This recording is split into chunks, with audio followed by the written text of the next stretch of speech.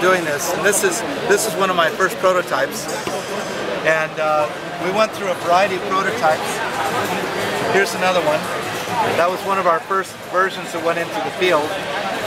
And so over the last couple of decades, we developed more and more improved devices. And my colleague Calif, who's running the machine right there, he started a company, and he took this technology and commercialized it. So this is actually a commercial instrument built by a company called In Situ that my postdoc started. And but now he got bought out by Olympus, so now all he owns is a Lotus and a house up in Lake Tahoe. Not a bad deal. Yeah, it worked out.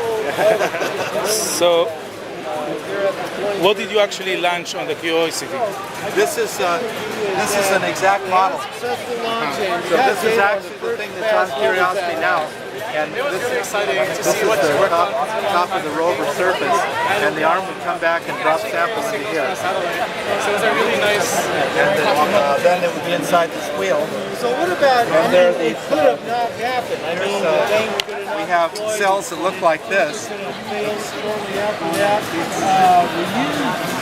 And it's so loud you can't hear it, but these are individual tuning forks, and it shakes the sample around so that it moves. So there is So the sample's over here between two clear windows. So I can actually pour it out. There it is coming out, and then I can dump it back in. So you dump it where? Into where? Which direction? It's dumping down into here. Is it so this hole? Yeah, so it's right here. I see. That's the pattern moving around. Ah, I see it. Okay. Yeah. Just a second. Let me just focus here. Wow.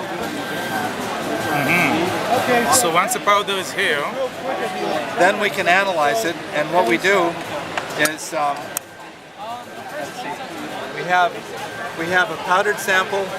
That's a powdered sample here. We have the X-ray detector here, and then the X-ray tube here. What detector are you using? It's a charge couple device, CCD. Just a special CCD? Or? It's a special CCD that directly detects the X-rays. Okay, the stuff you're using in tomography? Yeah, exactly right, same thing. In fact, we kind of, NASA developed that technology for astrophysics. So this is like an astrophysics CCD for detecting X-rays. So it's a matrix? Yeah. It's 600 by 600. Okay. This happens to be a Texas Instruments CCD. The newer ones, the best ones in the world are now made by a company called E2V.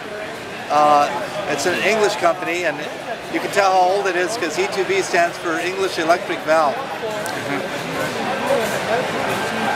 And we're applying an E2V sensor on Curiosity. So so let me open this up to show you. You can actually look at that. It's the same screen. But what I want to do is, okay, so this is actually, well, this is a different, this is two different minerals, okay? But what you're seeing here is this is actually the pattern on the chip. Oh, I see. And if you look at these rings, this is what an X-ray diffraction pattern looks like, and this chip is collecting a little portion of that. Is this, okay, so the chip is only on the side, okay. Yeah, so the chip records these rings, and that's what you see there. Yes. Now these rings can be compared to peaks that tell you the distances between atomic planes. So now I'll analyze this and I'll show you what it is.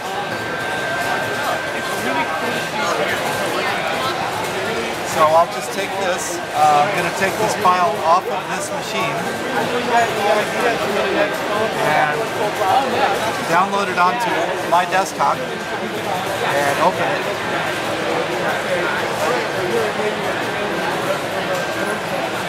Okay, and so here it is right there. That's the pattern that was on the CCD. And now I'm using commercial software. It's all commercial. So I just do a search match with a publicly available database. there's the answer. So it found the answer based on the positioning of all those peaks. So where is your source of X-ray? It's not shown here. I saw something. This is This is our X-ray tube. okay. Who makes this? This was made. Actually, it was a Space Act agreement between me and a company called Oxford X-ray Technology Group. So it's a small company up in Scotts Valley called Oxford X-ray Technology Group, and they normally make glass tubes, but we had to make a special metal ceramic package for space. So that has a custom source, cobalt source. Oh, it's a cobalt 60? No, just cobalt metal, and it's bombarded with electrons. Ah, okay. So we make cobalt K alpha. So you don't have a calibration source? We don't need to. You don't need to? No. I'll show you the energy of this. Let's see. Go back to.